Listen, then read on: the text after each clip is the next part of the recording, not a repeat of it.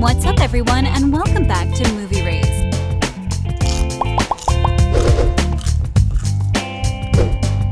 Netflix has been releasing some fantastic shows lately, but today we're going to be talking about one of their successful shows as it comes back this November for its 5th season. Here is everything you need to know about the 5th season of The Crown. If you don't already know, The Crown is a television program that started in 2016 based on the actual events that occurred during Queen Elizabeth II's reign, but events were dramatized to make it more entertaining, which caused some people to call out its historical inaccuracy. Netflix has already clarified that the show is a fictional dramatization based on historical events. Nevertheless, it's a good show. It was created and principally written by Peter Morgan and produced by Left Bank Pictures and Sony Pictures Television for Netflix. Morgan developed it from his drama film The Queen and especially his stage play The Audience. The first season spans the years from 1947, when Elizabeth married Philip, Duke of Edinburgh, through 1955, when Princess Margaret's engagement to the Group Captain Peter Townsend blew off. The second season covers the years 1956, Suez Crisis, Harold Macmillan's resignation as Prime Minister in 1963, and Prince Edward's birth in 1964. The third season covers the years 1964 to 1977, which involves the two prime ministerships of Harold Wilson and the introduction of Camilla Shand. What I think is really interesting about the show is that they actually use different actors to depict the aging process as it occurs during the course of the show. The Crown, a rising award-winning Netflix original series, helped the streaming platform establish a reputation for creating Hollywood-caliber entertainment. I think I speak for all viewers when I say that I loved its first 2 seasons. I mean, it featured a Golden Globe and an Emmy-winning performance by Claire Foy as Queen Elizabeth II.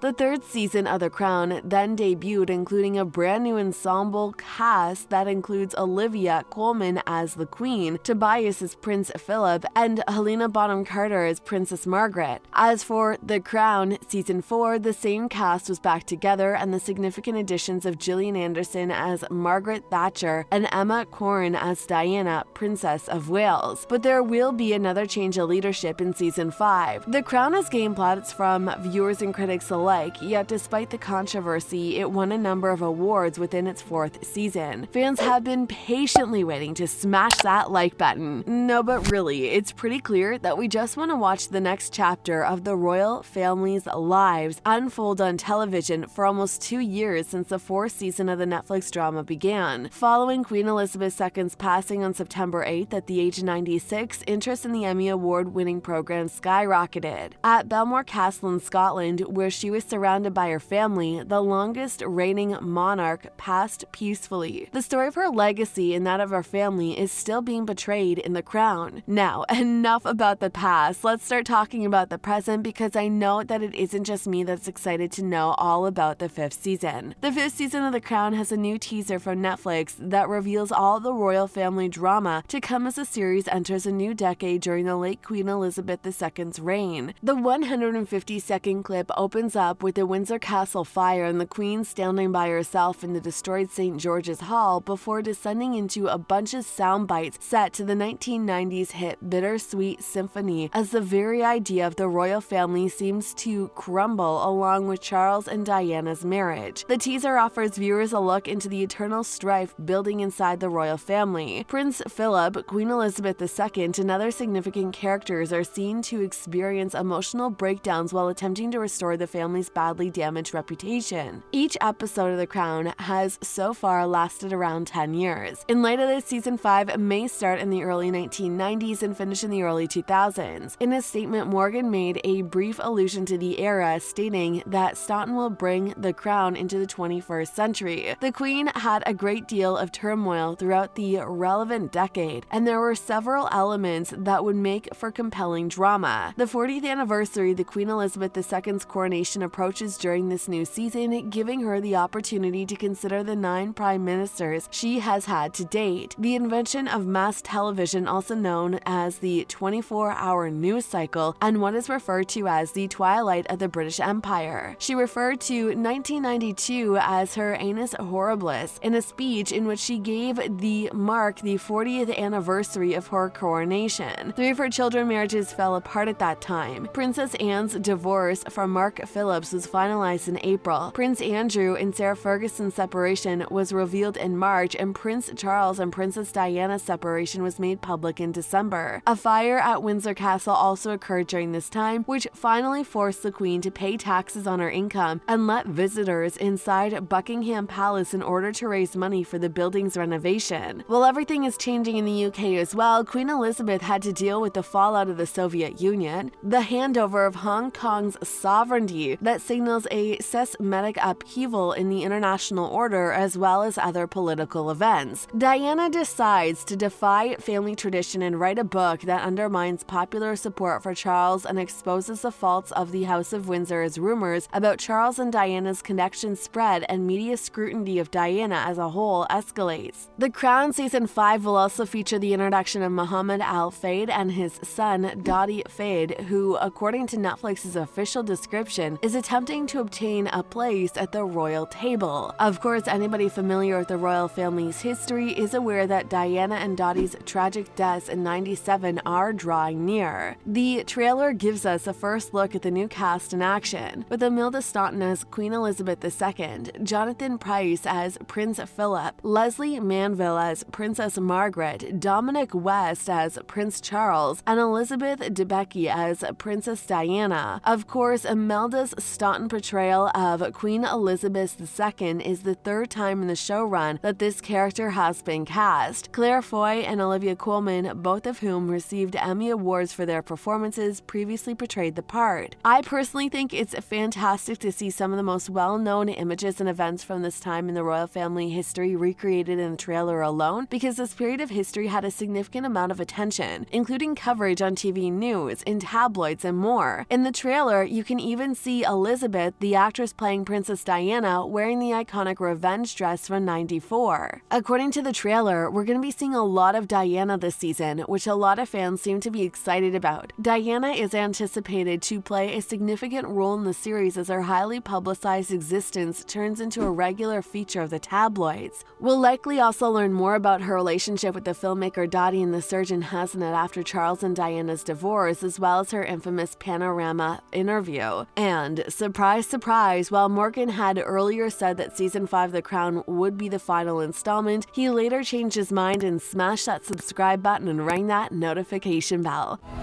People will never understand how it's really been for me. Okay, now I'm done. Moving on, Morgan actually said that the Season 6 of The Crown would go on. As we began to talk about the plots for Series 5, it quickly became apparent that in order to give the credit to the depth and complexity of the narrative, we should return to the original idea and complete 6 seasons, according to Morgan. Fans of the program are undoubtedly not complaining. Netflix will release The Crown's 5th season in early November 2022. Following the passing of Queen Elizabeth II on September 8th, it was assumed that the release date of the new episodes would be postponed. However, the streaming service announced during its 10 Global fan event on September 24th that the new season would premiere on November 9th. This season promises to be an epic addition to an already incredible program, with all eyes on the royal family as expected. What do you guys think? With only 2 weeks left before the release of the season, the anticipation just keeps growing. The series has been absolutely amazing so far, and from what we know, the 5th season will definitely not bring us down. Check out these videos next.